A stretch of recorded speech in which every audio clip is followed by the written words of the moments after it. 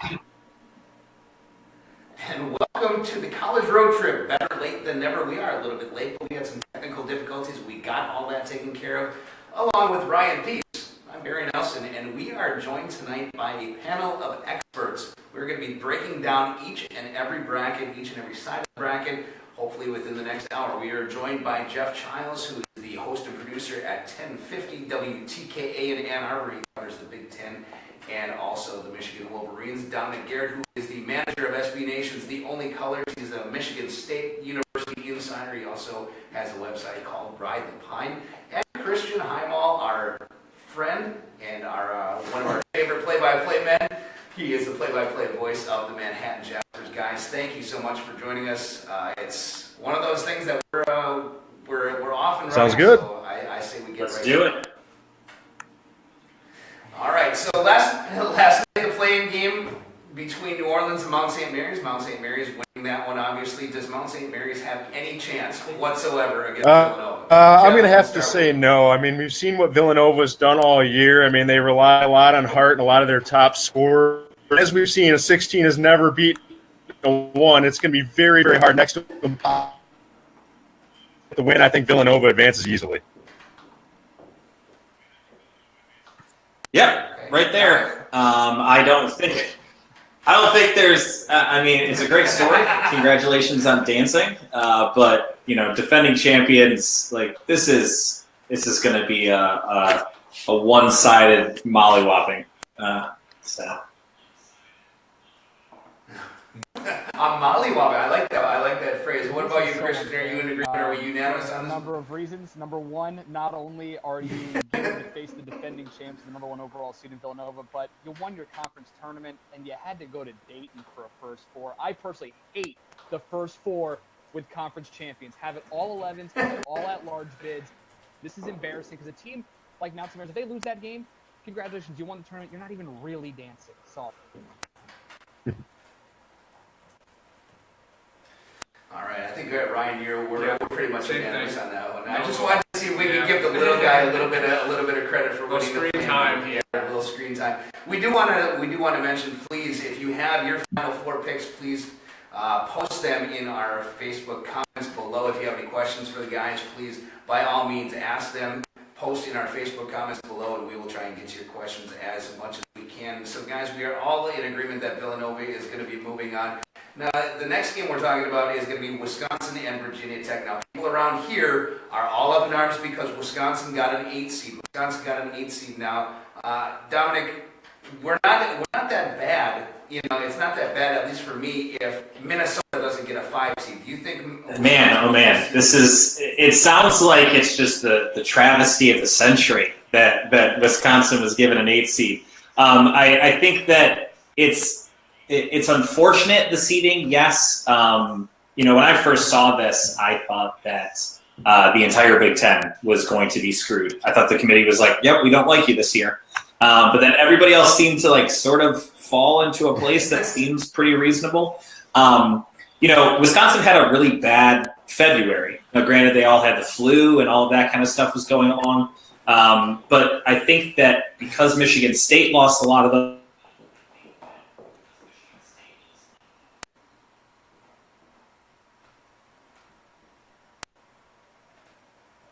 basketball. Yeah, that's really what I'm seeing. Did you lose me there for a second? Okay. We did for a second, but we got pretty much the gist of it. Now, Christian, do you give Virginia Tech a chance against Wisconsin? Wisconsin's going to have a chip on their shoulder, we think, and do you give Virginia Tech at all a shot in this one? The reason why teams are seated this close is because everybody thinks that they are at least the best first-round matchups. That's why they're right there in the middle. So I definitely think Vatech's got a chance. Any team that plays in the ACC, look, the ACC is like the SEC. ACC basketball is like SEC football. I mean, it's stacked. Maybe not SEC this year, but it is stacked in that conference. So I definitely give Vatech a chance. I do see Wisconsin moving on. I do think they have the better team, and maybe they were a little bit underseeded. But when you look at your tournament champion only getting a 7 seed, I don't know how much you can really kind of complain about that unless you're really against Minnesota getting that 5. Now, Jeff, you cover Michigan, and they beat Wisconsin in the Big Ten championship game. Do you think Wisconsin is deserving of an 8th seed, and do you see that moving on?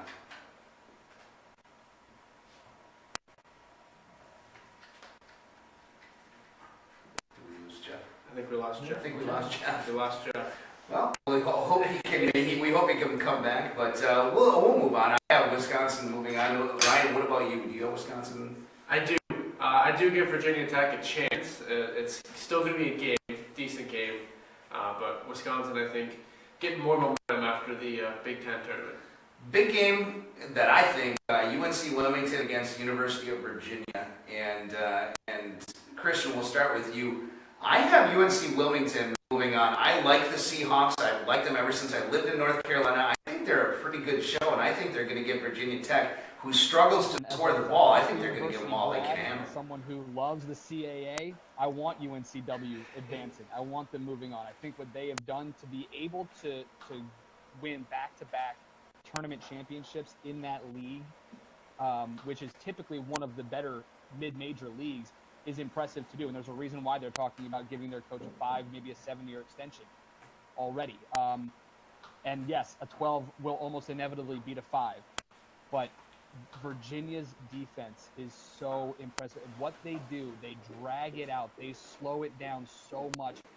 And mid-major teams are generally built on one thing: run and gun. Get up the court and shoot. It's rare that you're going to see a mid-major team slow it down as much as the Cavaliers will. I think Virginia, just because it's clock management, and that's what Virginia is going to be able to pull away with, is the ability to hold the ball, take it away, and listen, power the man bun. So who knows what's going to happen there with Guy. So we'll see what happens. But I love your pick. I really would love. My heart wants that to happen. I don't see Wilmington UNCW advancing, honestly.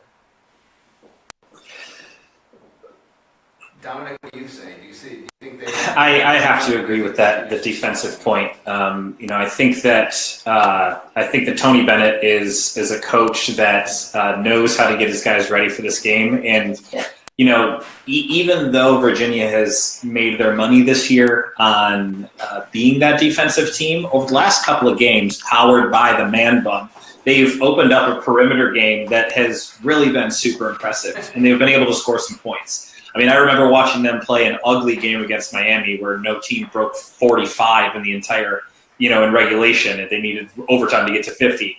That's not the Virginia team I think that we're going to see in the tournament. And even with some of those teams, like I do have one 12 seed beating a 5 seed.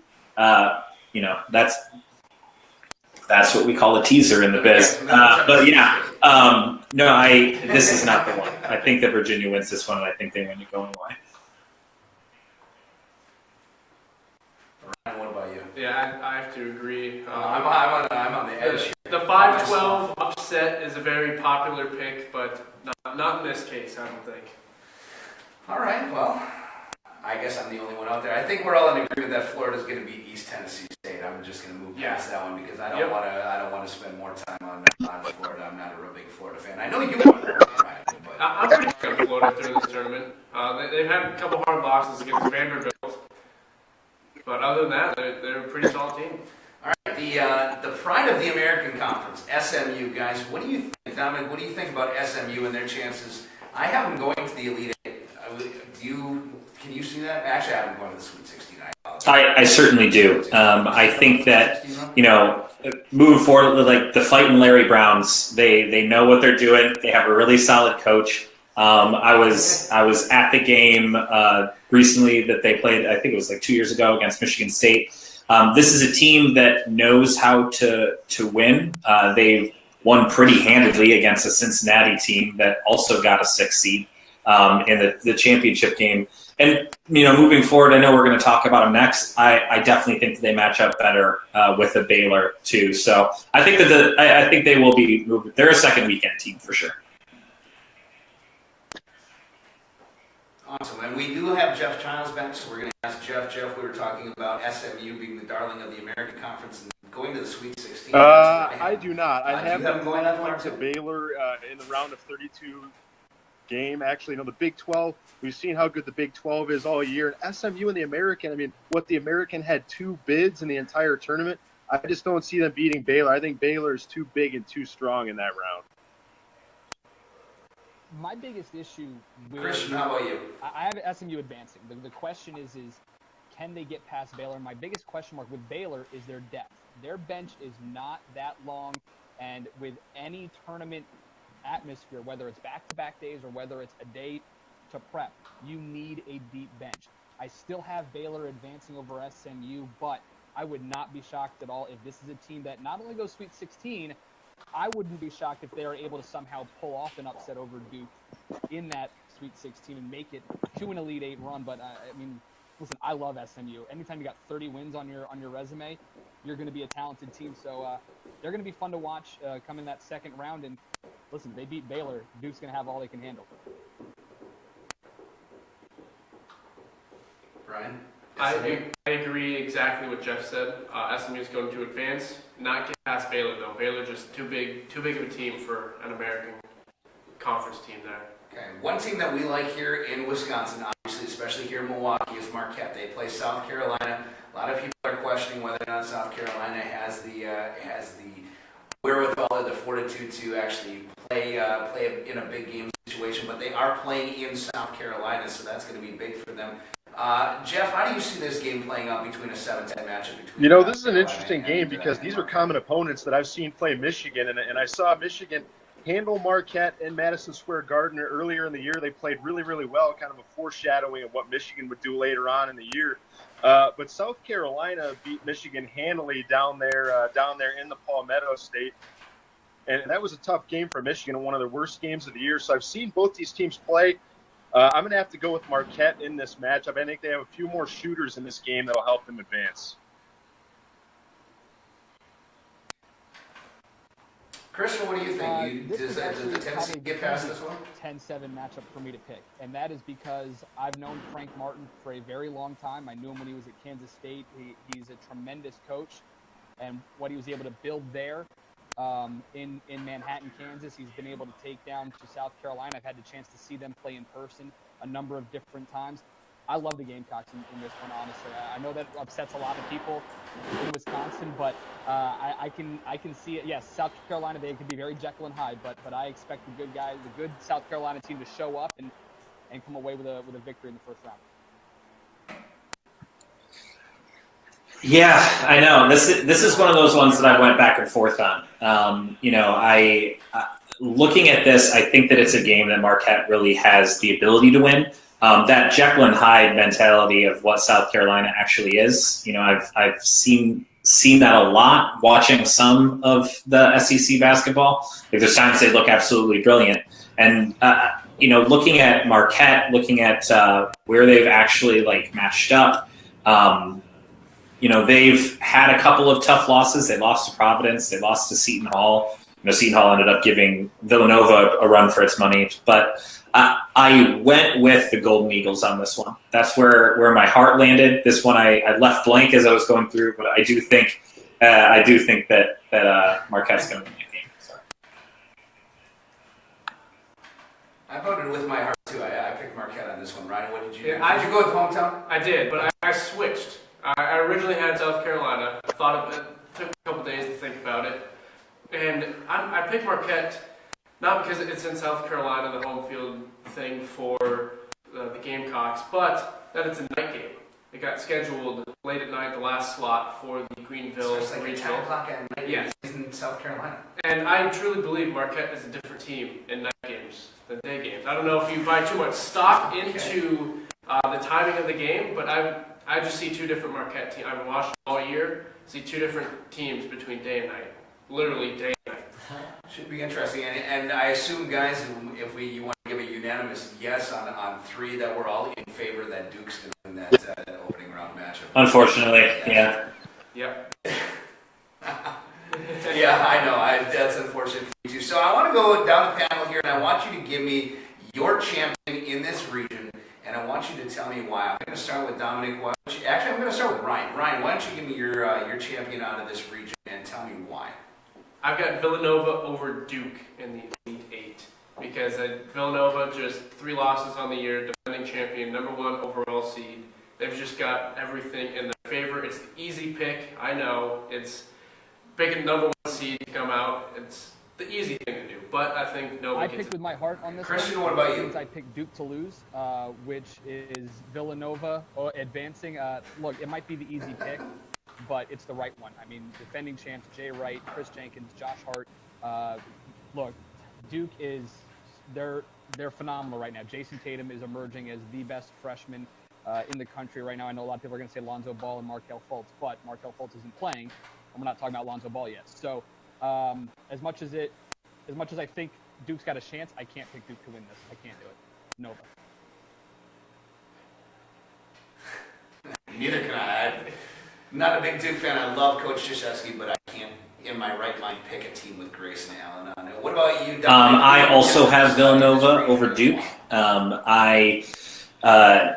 Watching Duke, I think that there are certain ways that you can beat them. And I also think there's just a lot of ways that Duke can lose, right? So you saw games, the game against Syracuse, where a well-coached basketball team went right at them and got Grayson Allen and Luke Kennard in foul trouble. I think that's exactly what Villanova will do in this matchup. I think they have the ability to play inside and out. I think that it's very, you're looking, Villanova's number 2 in KenPom. And all of those things put together, plus the fact that they're the returning national champions. And I think that Jay Wright is an amazing coach. And he doesn't look as much like a vampire as Mike Krzyzewski. I'm going to go ahead. That's it. The least you look like a vampire. Just wait till I get to Louisville. But I think that Villanova has the stuff this year, and they're going to. Jeff, are you unanimously I on like the Dom's Villanova vampire analysis. Very spot on. I will say I do too. That's awesome. Playing really, really well. We saw them win the ACC tournament. I think Luke Kennard is one of the better players in the country. How we've seen him shoot the ball lately. But Villanova, I think, as Dom said, they're battle tested. They've been there before. I think this will be a great, great game. Which end of the day is what I care about, is seeing this be a great college basketball game in the tournament. I think this might come right down to the wire, but I think Villanova with Josh Hart and their veteran leadership will advance.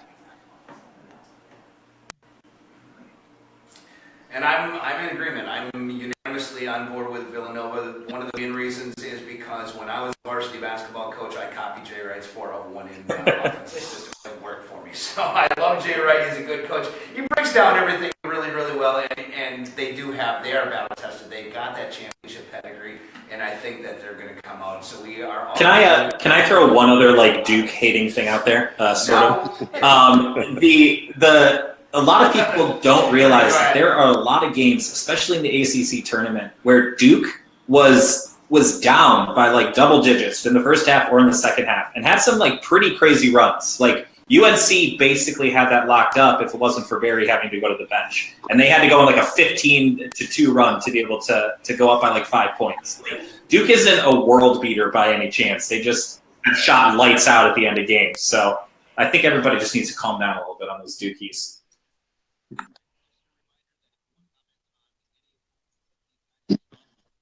On any of what these guys are saying?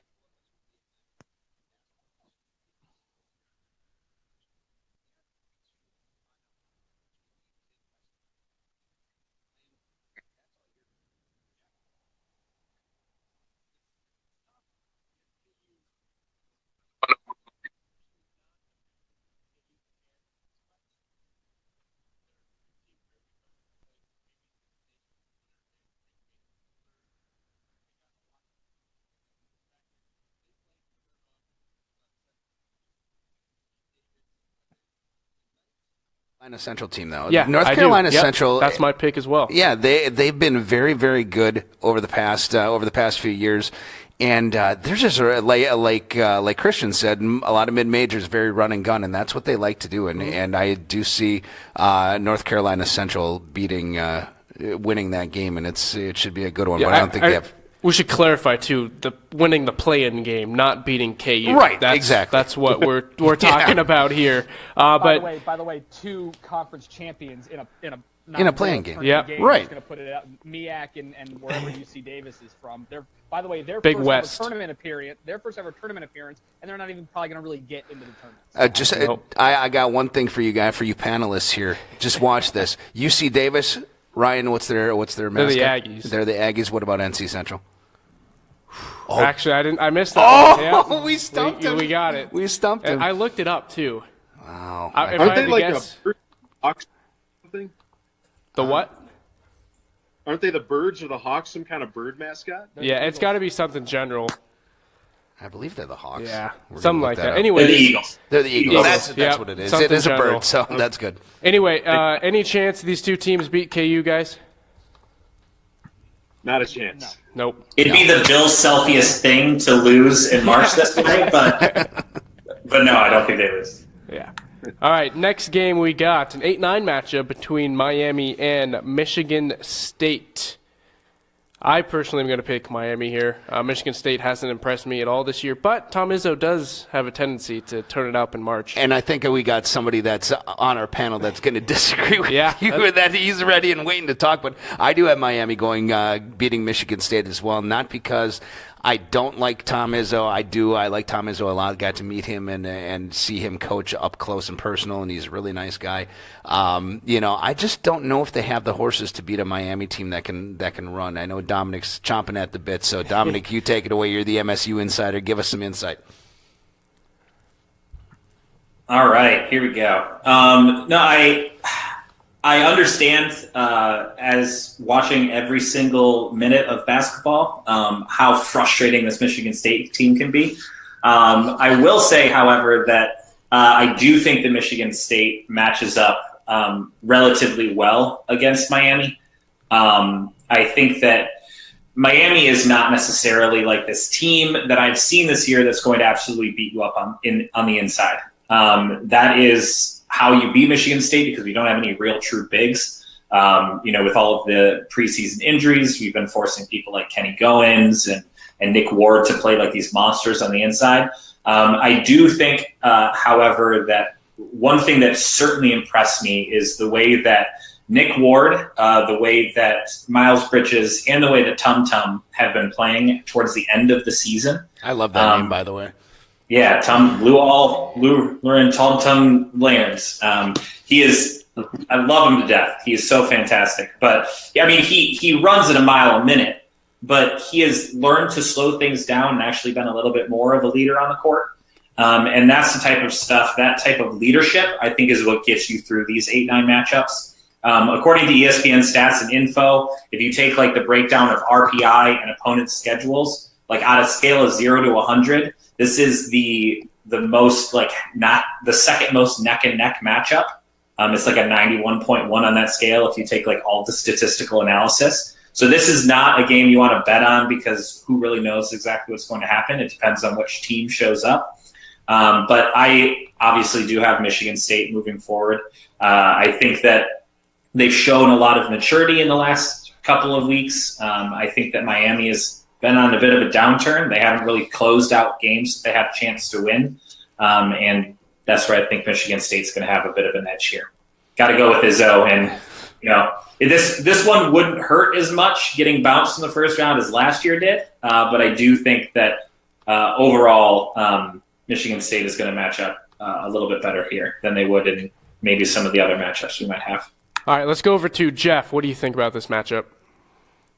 Yeah, I think Dom's going to be very surprised, but I do have Michigan State advancing in this game. As I'm sure he knows, Michigan State has been beat up all year. They lost Darren Harris. They lost Gavin Schilling.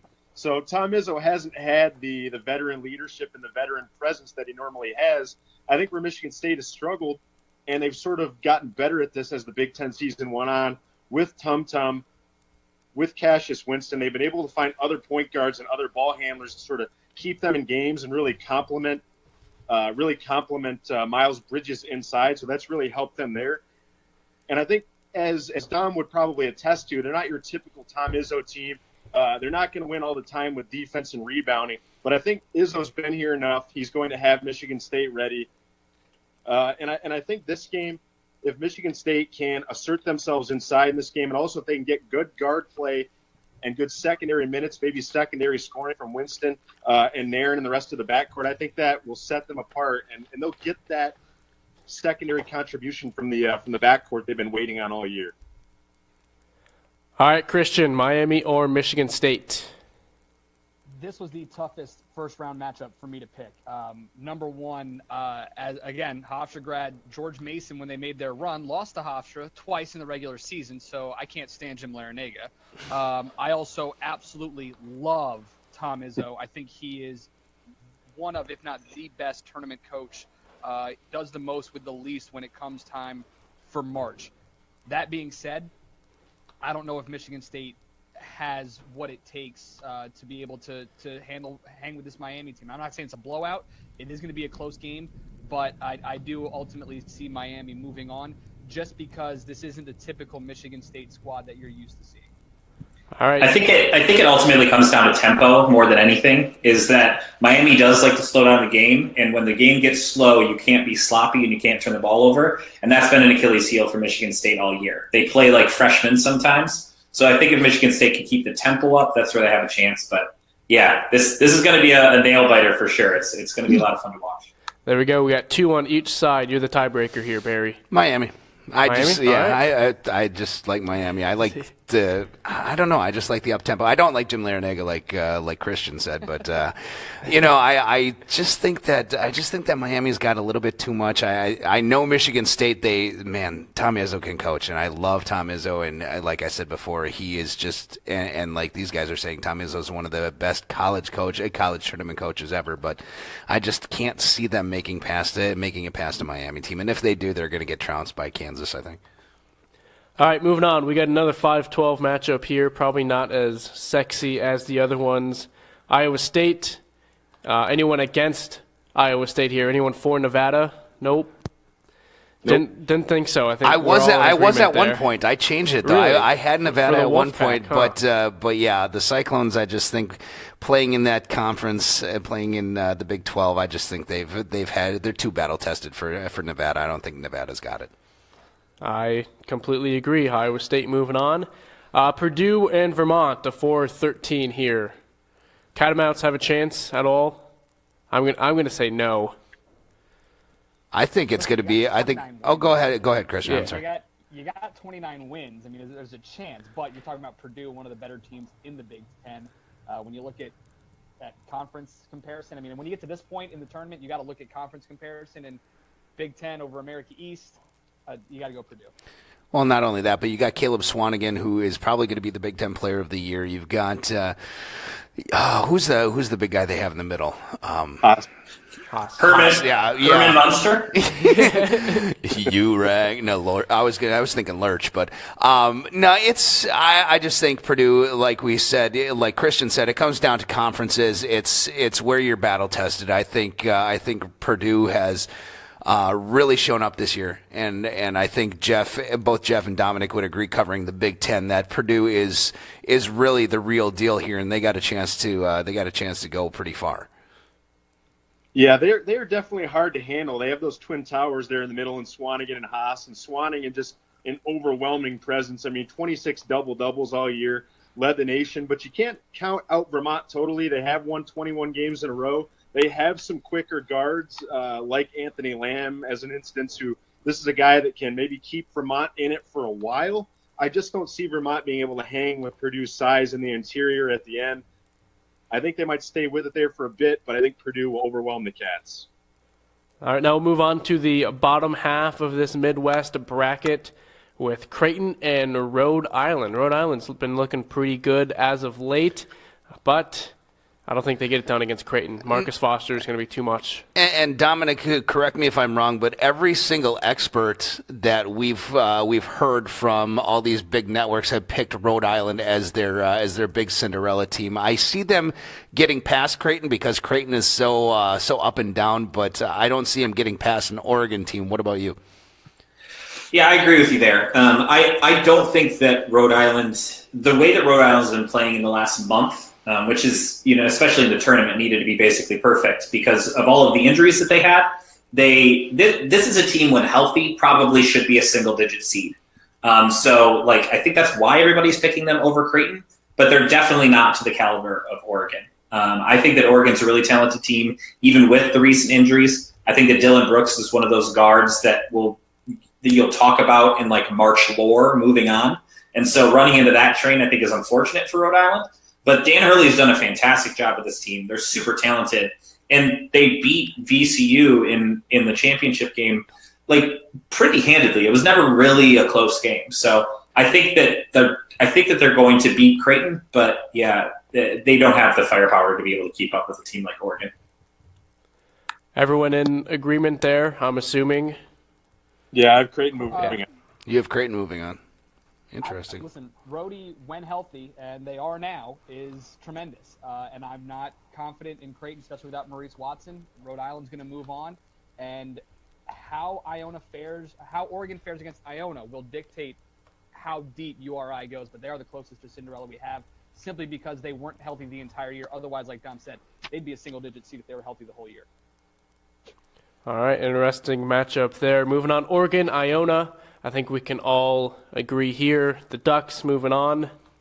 I agree with that totally. That one is easy. Don't 100% listen. Here we go. Here we go, Mr. Mid-Major. Don't 100% count out Iona. Listen, I'm in the MAC. I see them every single year, twice, sometimes 3 times a year. And without Chris Boucher down low, Jordan Washington, the senior, is going to go to work against Oregon. I'm not saying he's going to carry Iona to a victory. I still have the Ducks moving on, but it is going to be a lot closer than I think many people would have initially expected. If Boucher doesn't get hurt, this is a runaway for Oregon. But watch this game because Iona shoots the ball tremendously well. They finally have a legitimate big in Jordan Washington. And not to mention, they've been to the tournament multiple times, even as an at-large over the last 5 years. You've got guys who are playing in their third NCAA tournament. I mean, this is a very impressive Iona squad. Yes, I'm being a homer because it's my conference, but I still have Oregon moving on. It's going to be a lot closer than people think. All right, we will keep that in the back of our head when watching that one. I just can't buy into Iona over Oregon. I mean, I'm not a big fan of Oregon. I think they're vastly overrated in the Big Pac-12, but I just as much as he tried to sell me there on Iona, still not buying. I still got Oregon going to the Elite Eight. I still think that Dylan Brooks is going to be the catalyst for that team. I think he's going to carry that team to the Elite Eight. But that's just me. But I'm interested to talk about the next team. Yeah, I think we got some. I think Geoff more is too. Insider info here for Geoff between Michigan and Oklahoma State. Geoff, floor is yours. Yeah, this is going to be a very, very. If you like offense, this is going to be a very, very State number 1 in offensive efficiency. Michigan, though, right behind them at number 5. And boy, Michigan's been through so much this year.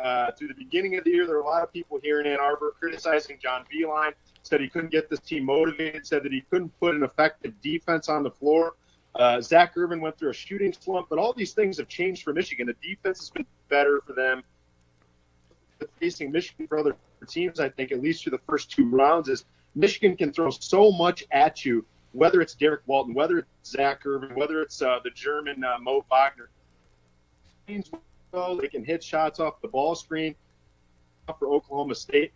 The way I see Oklahoma State stay in this game, they're number 6 in the country on the offensive glass. Michigan's not very good rebounding team. So if Oklahoma State can extra possessions and push the pace, which they like to do, that could cause Michigan problems in the transition game. But I think Michigan, all 5 guys, no matter what 5B line puts out there, their shooting is going to give other teams problems, and I think that carries the Wolverines to victory in this game. But it should be a very, very good game, a game that a lot of people are thinking first-round games in the tournament. Dom, what do you have to say about this matchup? Man, there's going to be a lot of points. This is going to be a fun game. I will start, obviously the whole Michigan State thing. I think that the run that Michigan had in the tournament was great. I think that Jim Nance needs to calm down and saying the plane's getting off the runway is the story of March. Like, let's just stop that. This isn't Sully 2.0, so we could calm that down. But I think that Michigan is a very good team. I think that over the course of the last month, Derek Walton has been the best point guard in the Big Ten, potentially the best point guard in the entire country. He has been far and away, and because of his ability to raise his skill set, we see people like DJ Wilson, who is starting to score in buckets. We see Zach Irvin starting to shake it off. The thing that worries me is that Michigan does not and hasn't really played a team in the Big Ten that has the ability to put up points like Oklahoma State. Oklahoma State in the Big 12, I think adjusted offensive efficiency, they're number one in the country. So like one of the number one offenses. The numbers they're putting up are basically historic. This isn't a mid-major putting up 98 points in a game.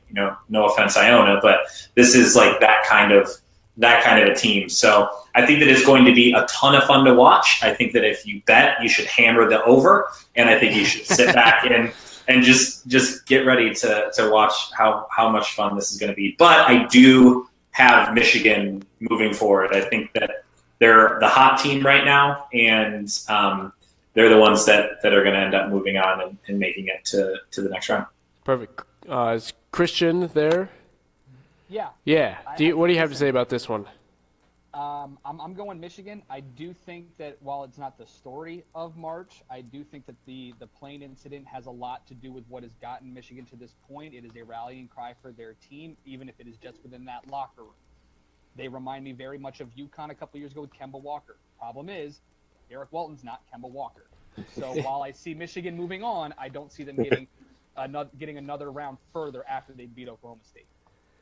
Barry, what do you have? I have Michigan winning. I just think the way they shoot from the outside is just when I saw them against Wisconsin, just their efficiency was just tremendous. With Christian, I don't see him getting past the round of 32. I know a lot of people on this panel are going to disagree with me there, but I just don't see it. I think they're if they're on, they're on. They're lights out. If they're off, I think they're streaky. I think if they're off, they're going to be off. So I'm on the Michigan bandwagon for the first game, but for the second game, I have them bowing out to Louisville, and unfortunately, that vampire-looking guy that we were talking about before. Yeah, I agree with you there as well. Michigan is going to move on the first round, but then get bounced by Louisville. And moving on to Louisville, I think they have a very good shot against first-timers in Jacksonville State. So I think we'll move on past that, go into the region champion.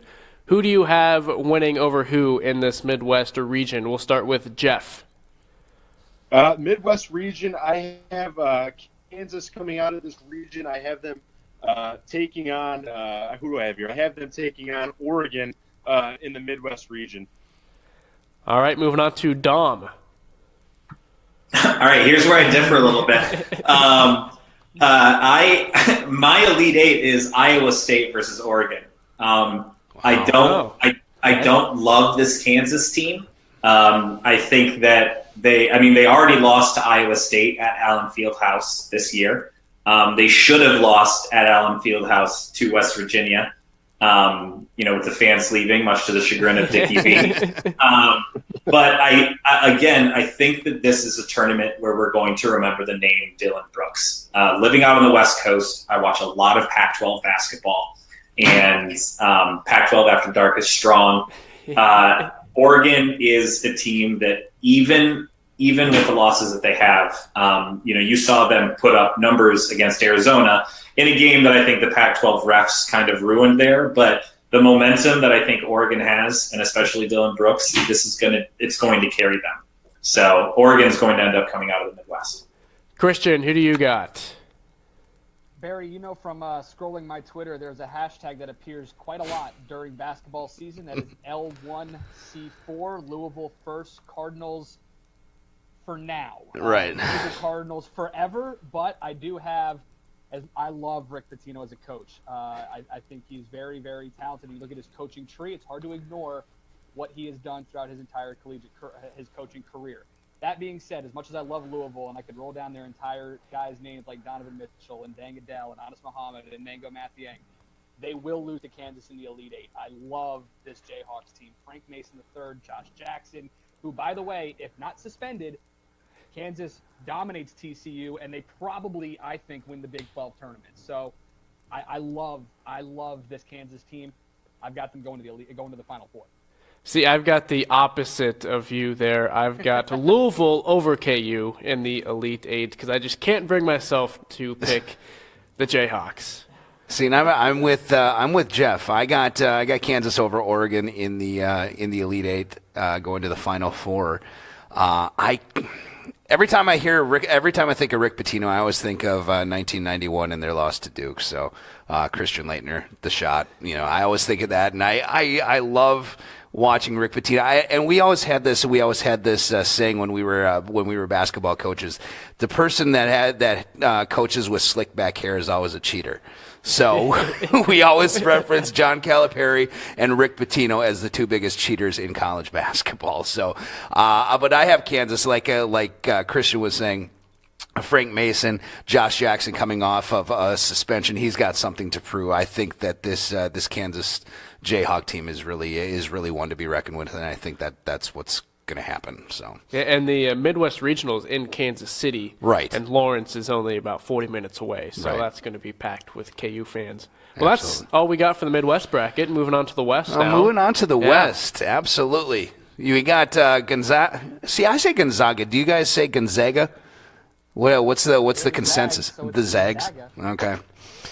I don't know. I have to say Gonzaga. I guess that's just me. But we have Gonzaga moving on against South Dakota State. We're not gonna worry about that one. Gonzaga is really one of those teams that we're going to be talking about shortly. But Northwestern Vanderbilt, that matchup really intrigues me because Northwestern obviously getting to the tournament for the first time in school history.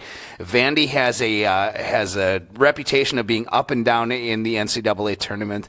I'm interested to see, Geoff. You've covered Michigan.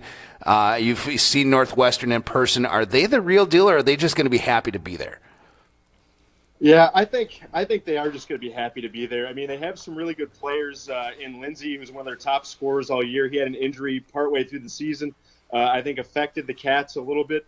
But they have that never say die attitude, right? I mean, they've shown that the whole year. I mean, they certainly showed that in their moxie in their last second win over Michigan at Welsh Ryan Arena.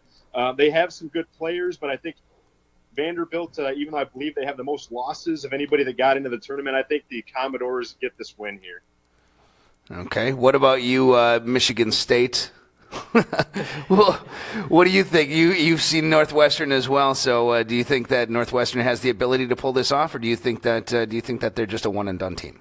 Ability to pull it off, yes. Do I think they're going to do it? No. While nothing makes me feel better on March 1st than buzzer beaters, especially buzzer beaters over Michigan, I think that Northwestern is they're all so fired up to be able to be there. But look at the way that they got handled in the Big Ten tournament. Like, they had some momentum, they won some games, and then they just sort of fell apart and ended up getting annihilated. I think that they're going to run into – I don't think the adrenaline's going to be able to take them past this round. So I think that the Northwestern falls early. But, hey, congratulations, every professional journalist. You now have a team in March Madness. So Absolutely. Good for you. Christian, are you in agreement that Northwestern is just going to be happy to be there and that's going to be it? They're going to be one and done? If this game was being played in Nashville at Memorial, yes, I would be in agreement. But I do think that look, I love Vandy, and nothing makes me happier than Florida losing twice to Vanderbilt in a single season, which is what happened this year. But that being said, I do think that Northwestern does have to knock. I think that when you get in for the very first time, a lot of people, especially the big story around Northwestern, is going to be, this is your first time here. Chris Collins is going to sit there in the locker room and going, guys, nobody cares that it's our first time here. They only care if we win. So I think he's going to find a way, Chris Collins, to be able to motivate his team enough to come away with a victory here and then promptly get bounced by Gonzaga. Ryan, you got Northwestern moving on? I do like Bryant McIntosh. I do like all of the tweets Darren Ravel has been putting out about Northwestern making the tournament, but not enough to beat Vanderbilt. I just think Vanderbilt's a better team. Too much hype around Northwestern just making it to the tournament rather than moving on. That's going to play a little bit into it, but Vanderbilt moves on. All right. I have Northwestern moving on in this one. I think they win at least one game, but like these guys said, they fall to Gonzaga. The next game, Pete Carrill about 20 years ago introduced us to Princeton basketball. Now, are the Princeton Tigers going to be able to introduce us to another victory over Notre Dame? That's the thing that I want to know. I think Notre Dame has been up and down with Jim Bray, but I think that they are. I think that they're good enough to come out of this with a win, at least to get to the next round. What do you think, Geoff? Yeah, I'm with you there. I think, it's a nice story for Princeton, the first year in the Ivy League tournament. But let's remember, Notre Dame plays in the rough and tumble ACC. They've been through some wars this season. You're right, they've been up and down. Just a little bit too much offensive showing for the Irish to overwhelm the Tigers. Christian, what do you agree with? Notre Dame moving on here? 100%. I don't know how, as Geoff mentioned, this hasn't been a bigger story. This was the first year ever of the Ivy League Conference tournament, and the best team in the Ivy League won. That being said, it's Notre Dame. You're in the ACC. Princeton's not going to enjoy this. That's all I'm going to say. Okay, Dominic, go ahead. Yeah, I if Tom Izzo is Mr. Final Four, Bray is Mr. Elite Eight, and to get there, you don't lose in the first round. So yeah, Notre Dame wins this one pretty handedly. We'll find out a little bit later. I really like Notre Dame, especially in this region. As do I. I just like Bob Huggins, and I like the way he coaches, and I think he's going to get him past in the second round. But you never know. Because of time constraints, we have to move a little quicker. So I want to highlight one more game in this region, and then I want to get your picks for this regional: Florida Gulf Coast and Florida State. This has been, we were talking about the Midwest region and a lot of the pundits having Rhode Island as their darling. Now in the West, a lot of people having Florida Gulf Coast. Do you guys see Florida Gulf Coast moving on at all? Dominic, I see you shaking your head. Go ahead with your comments. No, there is not a team that has the benefit of the past as much as Dunk City. Exactly. Like 4 years ago, you had a couple of guys that dunked, and you beat a not very good Georgetown team. Like, calm down. You're going to lose by double digits to FSU. What about you, Geoff? You think they have enough to get past Florida State? Yeah, I think Dom might have another reason to dislike me, not just because I'm a Michigan guy, but I think at first blush with this bracket, I sort of saw Florida Gulf Coast there, and I'm like, 14 over 3. Maybe that's the trendy pick. And then I embraced the logic, and I'm like, no, there's no way. I mean, they're living off the reputation from 3-4 years ago. This is not the same team. And let's remember that Florida State, they had their issues in the ACC as well, but they've righted the ship. They're going to be too much, but should be a good game. Good, the state of Florida battle. But I think the Seminoles are too much, and they move on. Christian, you are the small college mid-major type of guy. Do you go with the mid-major like Florida Gulf Coast? I can't believe they're actually in the tournament, truthfully. Listen, they are as soon as I saw the Dunk City highlights coming on, I'm like, please stop. Just not doing this again. We're not. I've seen Florida State up close not and relevant. personal a couple of times. And this is by far, every single person I've talked to around Florida State, this is the best Seminole team ever assembled from a basketball standpoint. And I love what they have done. Dwayne Bacon, Jonathan Isaac, Michael Ojo, tremendous. And it's in Orlando. It's going to be a lot of fun for the fans. It's not going to be fun for Florida Gulf Coast. Well, to give you my pick in the to make it out of this bracket, I have Arizona. I just don't see Gonzaga having enough to get past a very tough Arizona team. Guys, and I'm going to throw it over to Ryan first. Ryan, do you agree with Arizona? Yes, wholeheartedly. Arizona over Gonzaga. Okay. Christian, what about you? What do you have as far as the champion coming out of this bracket?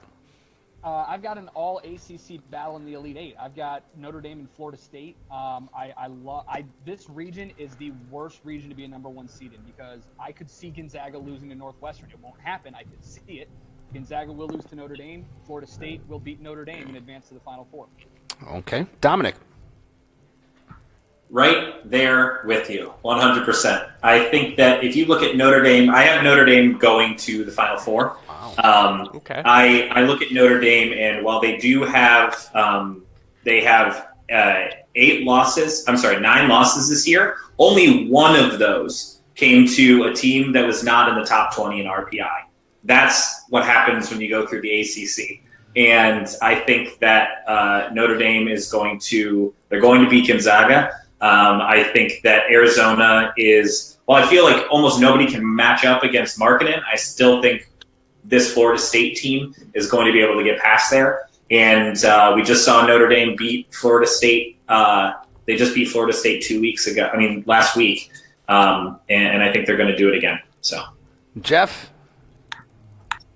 Well, I'm going to be the lone dissenter in this panel today. I do have Gonzaga, Florida State in this region. The narrative time and time again is, will this be the year Gonzaga does it? This is one of Mark Few's best teams that he's had.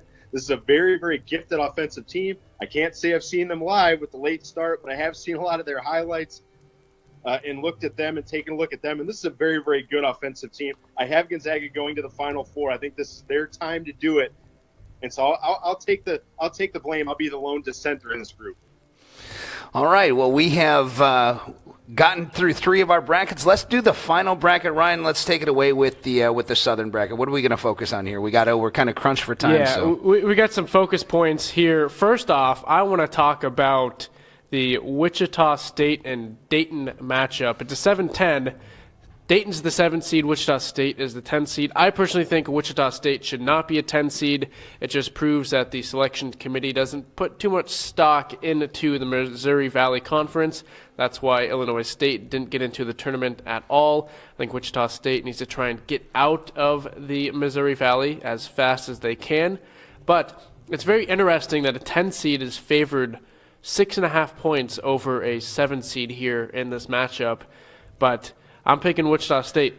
I'm picking Wichita State too, and they're going to give Kentucky a run in that second round too. I think they got a huge chip on their shoulder. I think they have something to prove. I think they want to prove everybody wrong, and I think they want to make sure that everybody hears what they and sees what they can do. So I think they're going to give Kentucky a game. I think they're going to lose probably by about 2 or 3 to Kentucky in that round of 32. But Christian, what do you think? You're kind of nodding your head in agreement. The upset of the first round will not be UNC Wilmington over Virginia. It will not be Rhode Island over Creighton.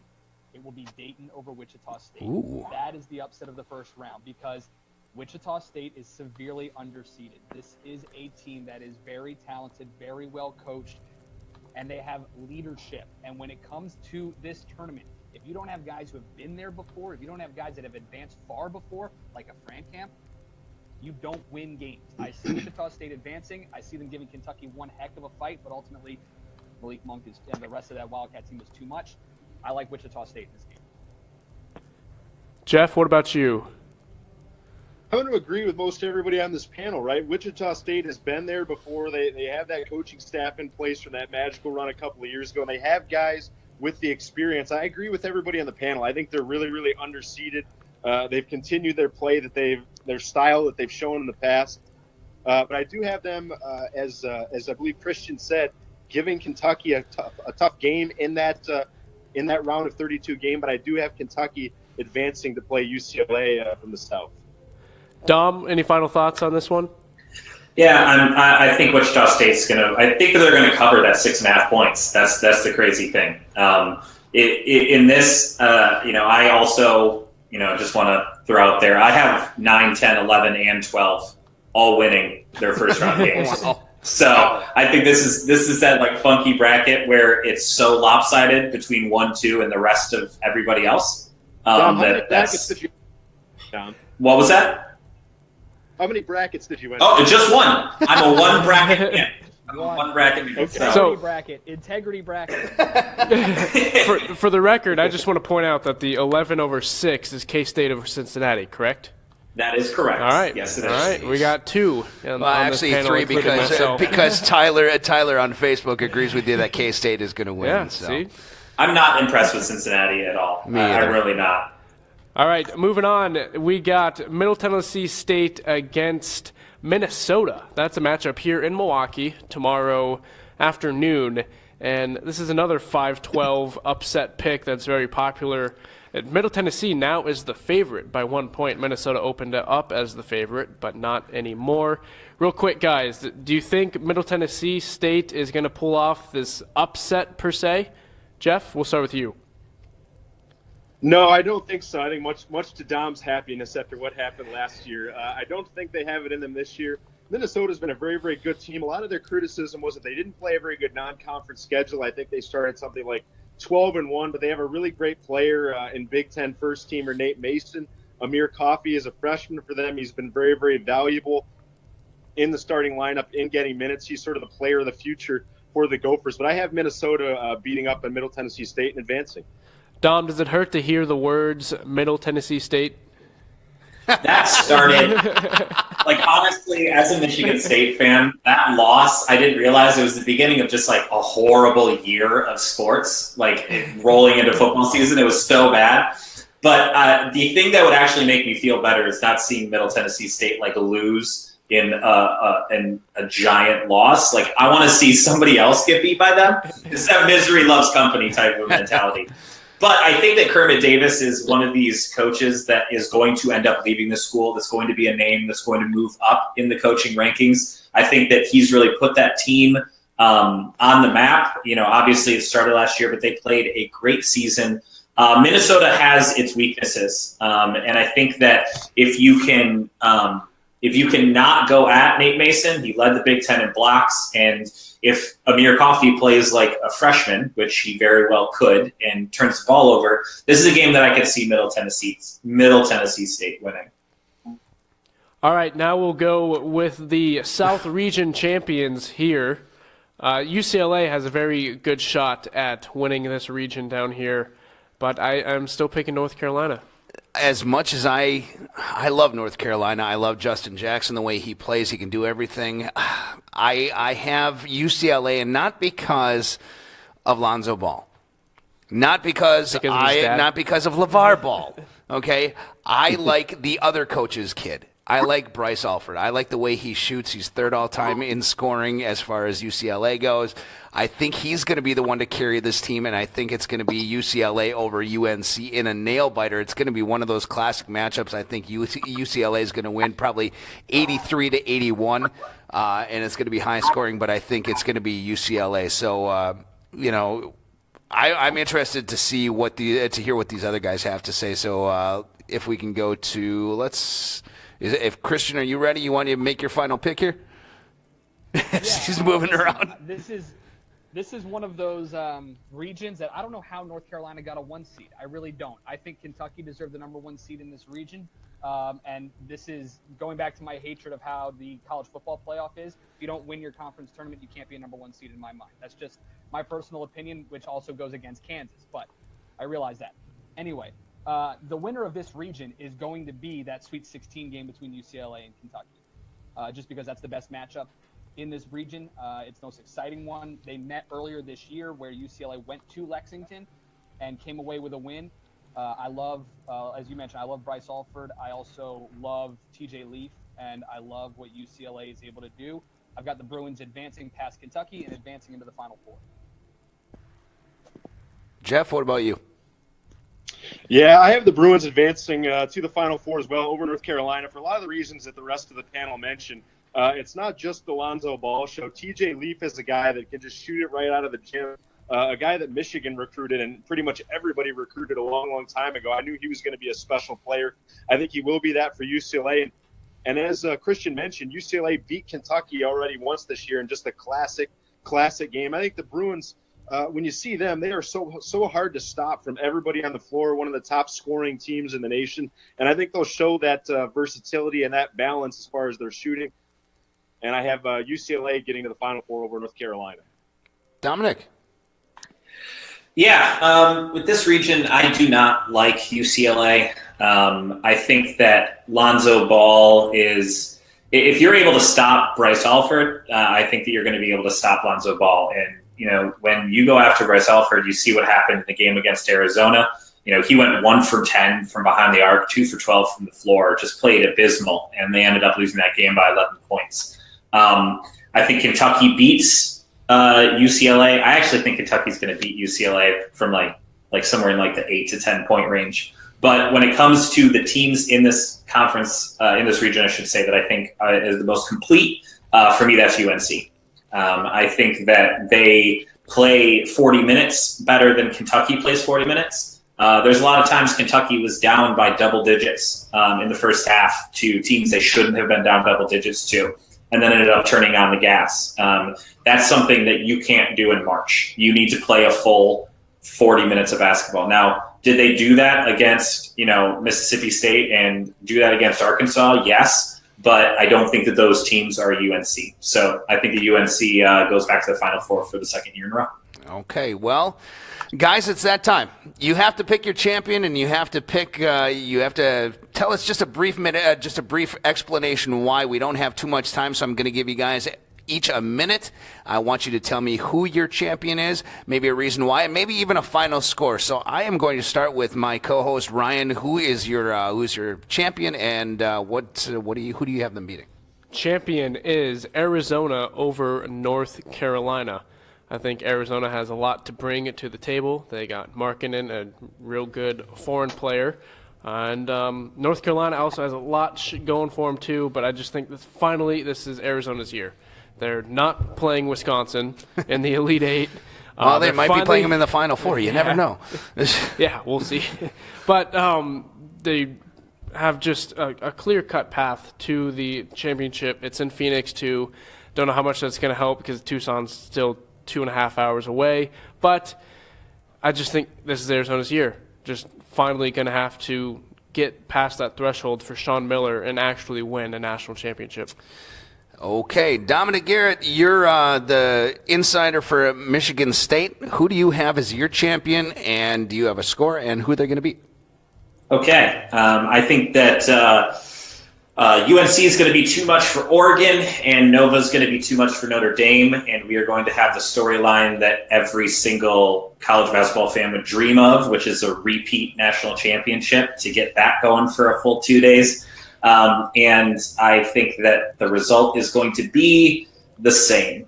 I like Jay Wright's team. I really, really enjoy the way that they play basketball. I think that Josh Jackson is going to be an amazing pro out of UNC, but my final score is 69-63, Villanova beating UNC. Christian, our play-by-play voice of the Manhattan Jaspers, who do you got? I like Nova getting back to the championship game. I do. I think they are a very talented squad, especially with Jay Wright as the head coach, and especially bringing back the bulk of the team that won it last year. I mean, obviously you don't have RGD Actimel anymore, but you still have guys who were there, including the guy who hit the shot. So they definitely do have the ability to get back to the championship game. I do have them going. Problem is, I have them losing to Kansas. I'm buying in on the hype. I think they're the best team in the country. I think that if Villanova played in the Big 12, they wouldn't be a number 1 seed. And I think that with Josh Jackson back after the suspension, it makes all the difference. I love Frank Mason, again, with his experience. And as long as Bill Self doesn't go Bill Self, Kansas will be your national champion, 71-67 over Nova. That's ironic. I'm going to tell you why in just a second. Geoff, we have Arizona winning it. We have Villanova winning it. We have Kansas winning it. Who do you have?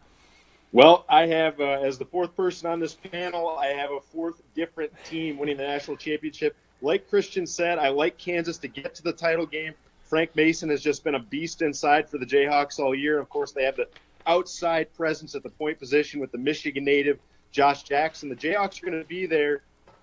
But I might get a little bit skewered for this pick, but I think it's finally the year for the Zags to do it. I think this is one of the most prolific offensive teams that we've seen in college basketball in a while. This team can really, really shoot it, and they're really hard to beat when they're on. And Kansas, obviously, with their size, they're going to keep this game close. It might come down to the very, very end, but I have Gonzaga pulling it out. I'll say 80-78, 80-79. It's going to be a good one for the title.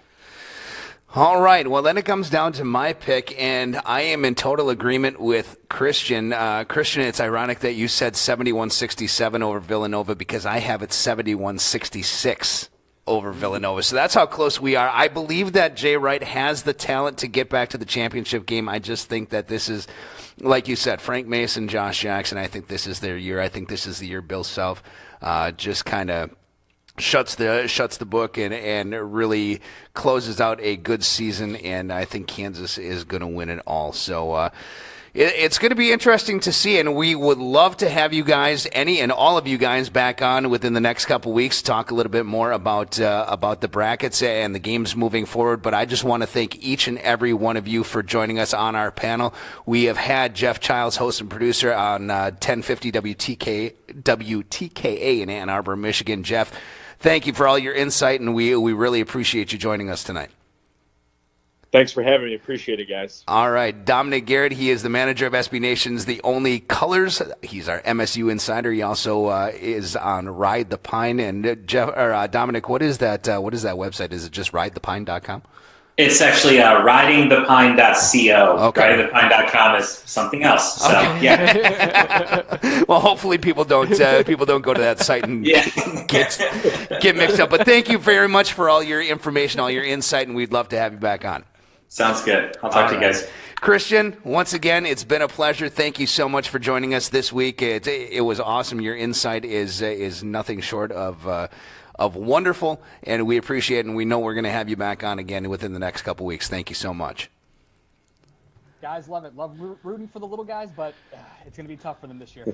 Awesome. Thank you so much, Christian. And Ryan, wow, it's been a banner day. It's been awesome. Yeah. We've Baxter Colburn and David, our engineer, they've been awesome tonight, getting all these guests going, getting all the audio, getting all the video. We were on a little bit late, but we do apologize. We got everybody on tonight, and it was awesome. We do appreciate you tuning in. We hope that you join our bracket challenge. Go to ESPN.com and look for the Bruce Sports group. We are in there. My picks are in. Ryan's picks are in. Everybody else is getting their picks in. You got a chance to win $100 or a Bruce Sports t-shirt. Remember to click on our website, brucesportsnet.com, and wow, that's a lot of information to take in 1 hour. I wish we could sit here for another 2. Just wait till tomorrow. And Friday. Tomorrow and Friday, be sure to tune in to all the games. We thank our panelists once again, Geoff Chiles, Dominic Garrett, and Christian Heimall. For Ryan Thies, I'm Barry Nelson saying so long. Thank you very much for tuning into College Road Trip. We will see you next week after the first round of the NCAA tournament. We'll see you next week. So long, everybody.